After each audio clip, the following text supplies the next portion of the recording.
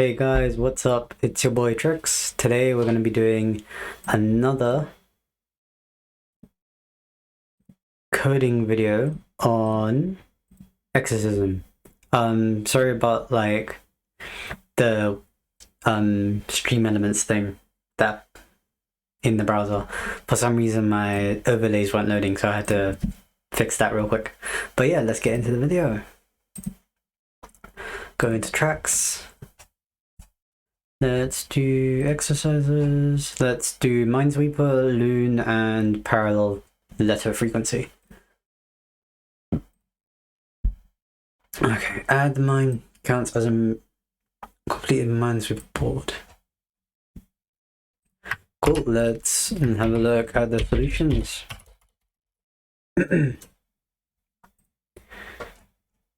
Okay, that now this one and this one.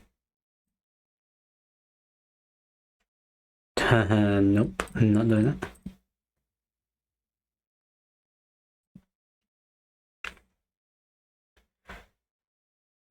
Luhn. Given the number, determine whether or not it is valid per the Luhn formula. The Luhn algorithm is a simple checksum formula used to validate a variety of identification numbers such as credit card numbers and Canadian social insurance numbers. Task is to check if a given string is valid.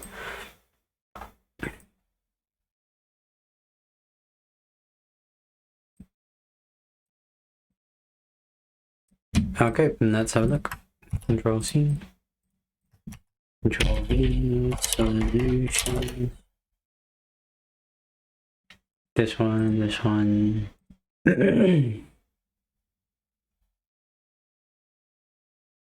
Okay, let's just copy this and let me walk through what I understand from it. Okay. So he just changed that to serial. I just need to change all of these to code. Okay, so from this, what I understand is, first you're getting code, you're converting it to a character array, you're checking all of the attributes in that character array, and for each character in the character array, you're checking if it's a digit. 10. What is digit 10? Rust is underscore digit bracket 10. Sorry, my room's hot. I need to drink some water. Accessing individual does a big U in Rust.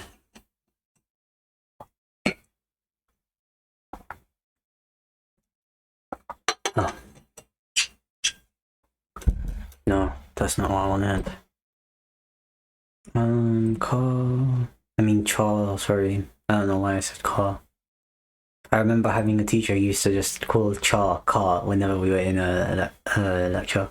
Check if a char passes as a numeric digit in a given radix.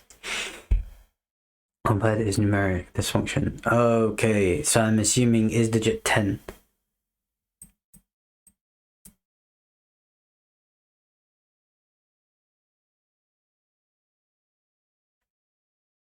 I'm not sure actually. I'm just assuming that this is going to check if the digit is in base 10 or C dot is white space because there might be space because there's spaces between each one. And so that's that. Then you have check the code, convert it to a character array, filter that character array for digits that are in base 10, and then count the character array, and if it's greater than 1, so if there is more than one number, and then validate it against the criteria here. So all you have to do is convert to a character array, then reverse the whole character array, filter it by only retrieving digits that are in base 10, so you don't want any white spaces, enumerate over each character in the character array, map I comma n. I am assuming is the integer and n is the index. If the value is divisible by 2 and leaves no remainder, then just return n. Otherwise, times n by 2. Is that the index? Map n if n is greater than 9 and okay, wait, hang on.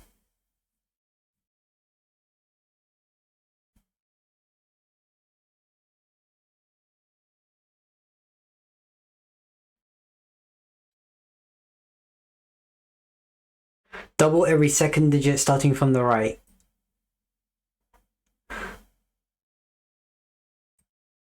So starting from the right.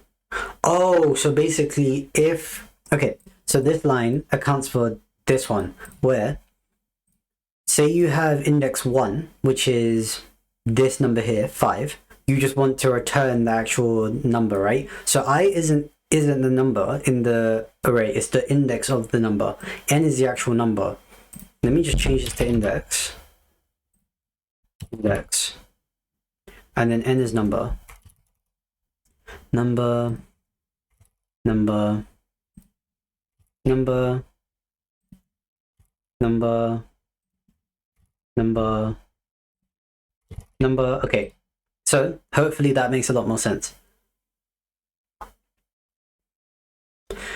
So for the number, if the number is greater than 9, n minus 9, so that's supposed to be number.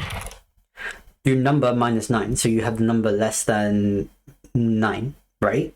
So let's say you have a number here, and this number is like 20 or some shit. Something.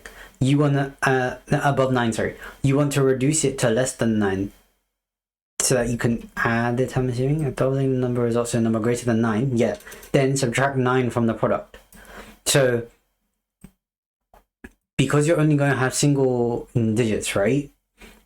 If this is like 8, if like this number here is 8, you'll double it, which gives you 16. But because it's greater than 9, you want to reduce it by 9 to get it back to a single digit number. Otherwise, just return the number. And all you're doing is on this whole character array, where you've mapped all of these numbers and done the multiplication to increase the number by 2, to double the number, all you want to do is summate all of the unsigned integers and then see if that value is divisible by 10. If it is, then it's a valid credit card or Canadian social insurance number. Otherwise, it's not.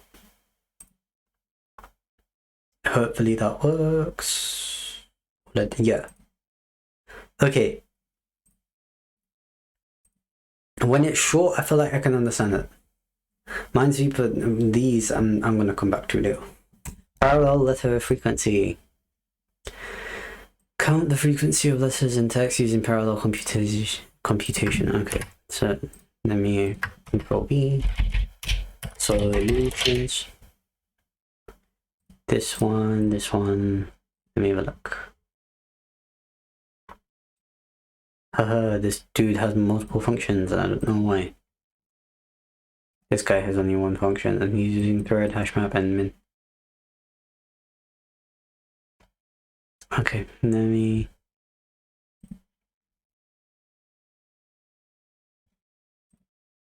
Okay. Because I've done threads in Java, I'm going to copy this and I'm going to work my way through understanding it. Okay. So, this should have input and work account. Put work account, yep, and then all I need to do is just copy these.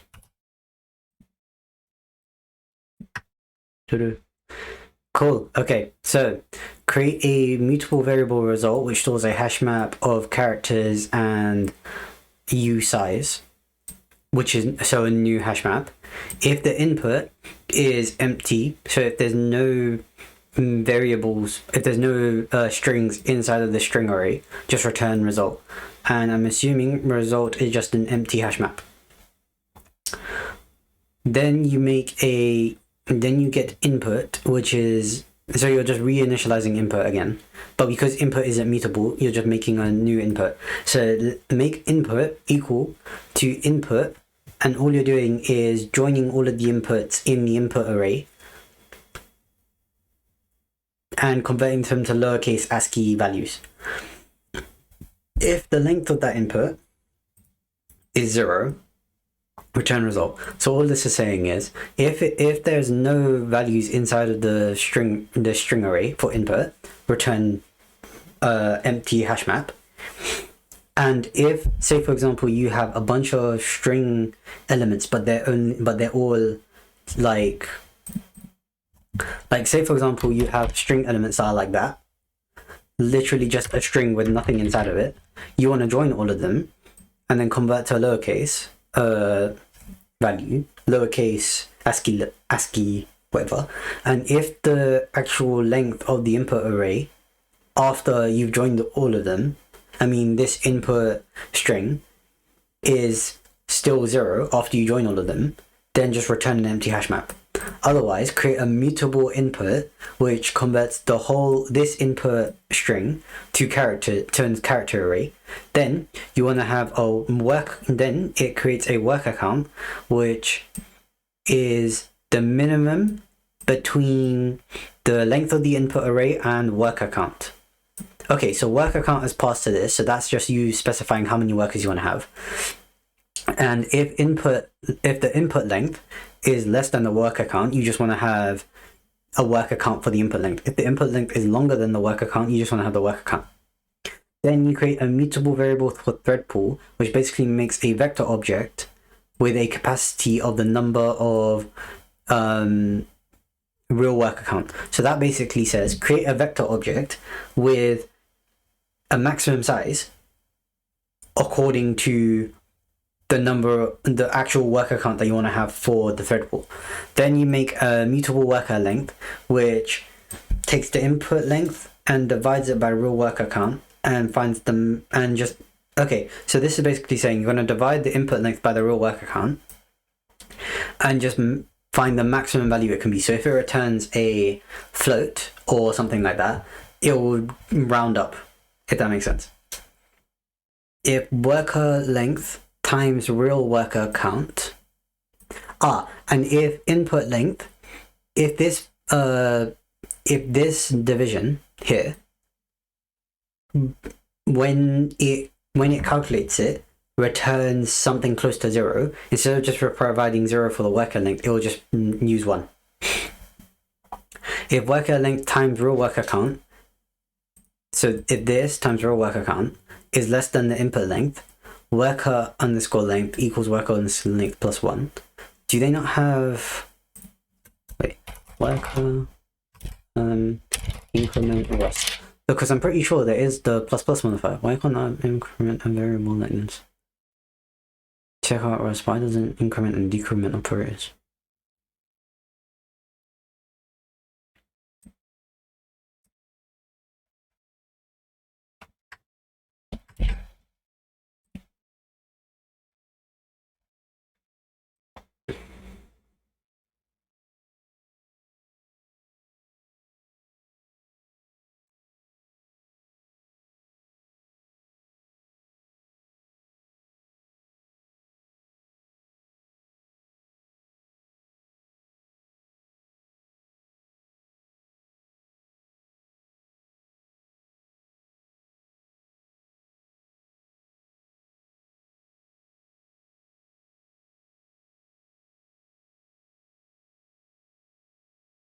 Interesting, I learned something new.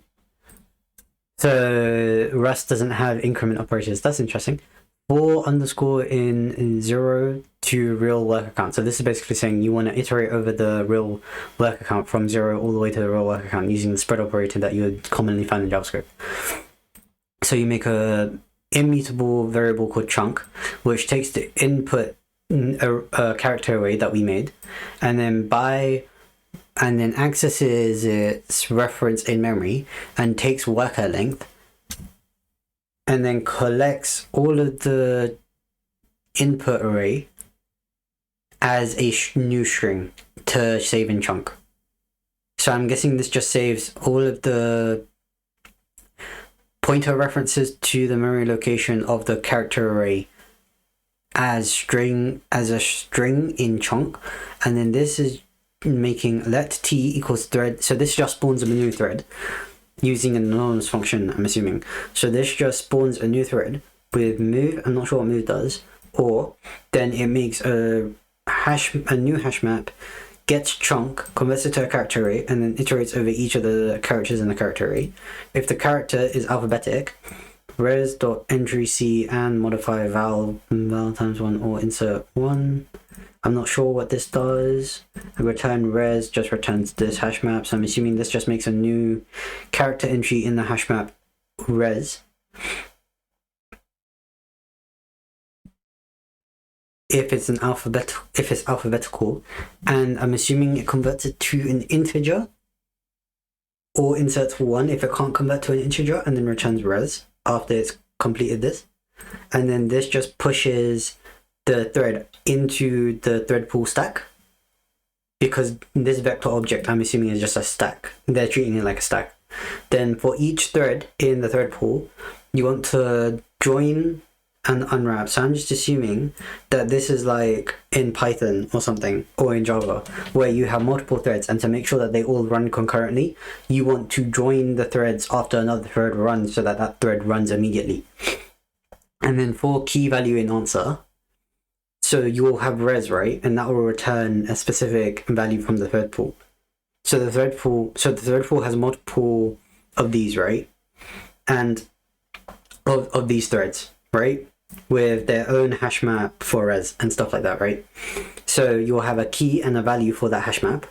And all you want to do is, for the result that you get, you want to, where's result? Result is this hash map that we made before. So you want to make a new element in that result hash map with the key from the hash map inside of this thread, in each thread, and then modify the value again and insert the value into the new result array, I think.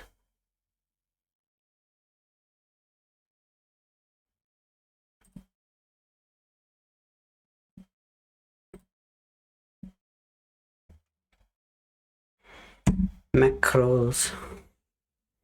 Okay. See. V solutions. This one. Dollar key val express. That to that map. CD collections hash map new map insert key val map. Okay. Then we have this, which looks a bit more complicated. Then this is just the same as on before. Okay, you know what? I'm just gonna copy this and then try to understand this. Okay. Okay, so you have a macro to make a hash map, right? All you're saying is, I don't know what these dollars are for, but I'm assuming these are, what are they called again? Placeholders for variables? Placeholders for arguments, sorry. And that maps to key and value. So the key will be some type of expression and value will be some type of expression. Plus, I'm not sure what this does. And then this is just an anonymous function where you want to make, so you have a mutable variable named map, which retrieves a hash map from the collections library and creates a new hash map inside map. And all you're doing is you're mapping the key and value from this hash map to the map by inserting the key and value inside the map. So essentially, what this is similar to what the call would be when you're calling hash map. So you would have, hopefully you guys can see this, but it would be hash map bracket and key bracket value. Something like hash map key value when you want to make a new hash map, when you want to add elements to this hash map, sorry.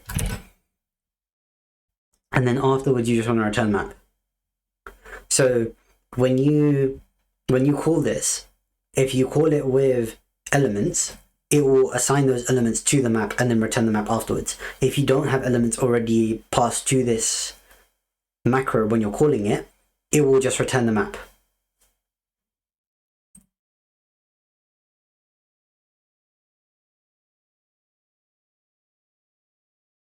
Did my internet crash? I was going to say that would have been funny if my internet just crashed. Confirm, show me more. Overview. and that looks like it's gonna be it for today. For the coding at least. I know it was scuffed again with the looking at solutions and stuff, but I don't know what it is. I know I'm not reading the actual instructions, but the instructions aren't that helpful anyway. So if I go into macros, overview, context, problem statement, you can produce a vec of arbitrarily macro, however, inline. For example, note that, okay, instructions, macros are powerful.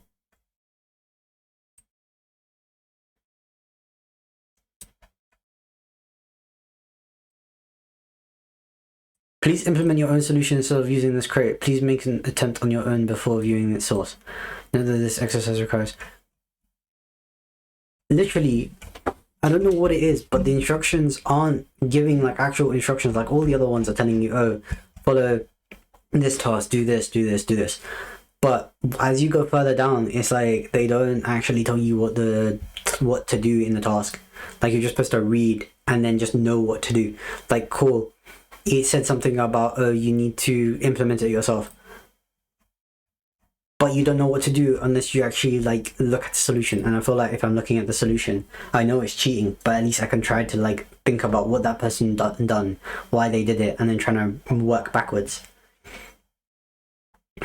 But yeah, it's really scuffed, but hopefully I'll retain something from trying to learn Rust this way. If you have any advice on how I can learn Rust better, please leave a comment down below with any advice you have for me about learning Rust. If you like the video, please leave a like on the video. If you dislike the video, please leave a dislike on the video and comment down below things you'd like me to change, things you'd like me to improve to make your viewing experience better, stuff like that. And please subscribe to the channel. I hope you have a good day and peace.